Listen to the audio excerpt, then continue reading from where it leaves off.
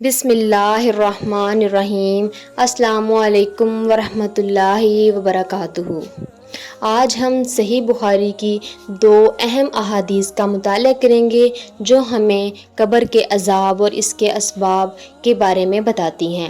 یہ احادیث ہمارے لیے بہت اہم ہیں کیونکہ یہ ہمیں اس بات کی نشاندہی کرتی ہیں کہ کس طرح چھوٹے اور نظر انداز کیے گئے گناہ بھی بڑے عذاب کا سبب بن سکتے ہیں۔ تو آئیے آج کی ویڈیو کا آغاز کرتے ہیں۔ حضرت ابن عباس رضی اللہ عنہ سے روایت ہے، وہ فرماتے ہیں کہ نبی کریم صلی اللہ علیہ وآلہ وسلم کا گزر دو قبروں کے پاس سے ہوا اور آپ صلی اللہ علیہ وآلہ وسلم نے فرمایا یہ دونوں عذاب دیے جا رہے ہیں اور کسی بڑے جرم کی وجہ سے عذاب نہیں دیے جا رہے۔ پھر فرمایا ہاں، ایک تو پیشاب کے چھینٹوں سے نہیں بچتا تھا اور دوسرا چغل خوری کیا کرتا تھا۔ پھر آپ صلی اللہ علیہ وآلہ وسلم نے ایک تر شاخ منگوا کر اس کے دو ٹکڑے کیے اور ہر قبر پر ایک ایک گاڑ دیا۔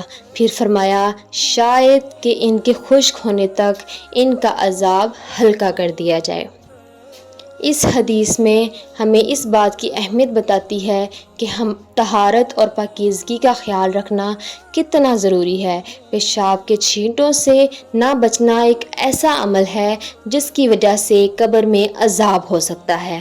اس کے علاوہ چغل خوری یعنی لوگوں کے درمیان فساد ڈالنے والی باتیں پھیلانا بھی ایک سنگین گناہ ہے۔ رسول اللہ صلی اللہ علیہ وسلم نے ہمیں اس حدیث کے ذریعے ان باتوں سے بچنے کی تاکید کی ہے۔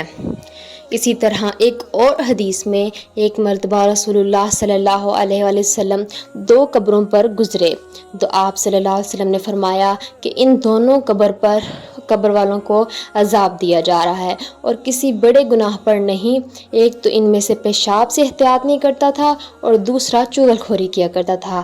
پھر آپ صلی اللہ علیہ وسلم نے ایک بڑی ہری ٹہنی لے کر بیچ سے اس کے دو ٹکڑے کیے اور ہر ایک قبر پر ایک ٹکڑا گاڑ دیا۔ لوگوں نے پوچھا کہ یا رسول اللہ صلی اللہ علیہ وسلم آپ نے ایسا کیوں کیا؟ آپ صلی اللہ علیہ وآلہ وسلم نے فرمایا شاید جب تک یہ ٹہنیاں خشک نہ ہوں ان پر عذاب میں کچھ تخفیف رہے۔ ابن المثنیٰ نے کہا کہ اس حدیث کو ہم سے وکیع نے بیان کیا، ان سے اعمش نے اور پھر آگے اسی طرح حدیث بیان کی گئی۔ یہ حدیث بھی سابقہ حدیث کی توثیق کرتی ہے اور ہمیں بتاتی ہے کہ چغل خوری اور پیشاب کے چھینٹوں سے نہ بچنے کے اعمال کتنے نقصان دہ ہیں۔ یہ اعمال بظاہر چھوٹے لگتے ہیں مگر ان کے نتائج بہت برے ہیں۔ امید ہے کہ آپ کو یہ ویڈیو پسند آئی ہوگی اور آپ نے ان احادیث سے بہت کچھ سیکھا ہوگا۔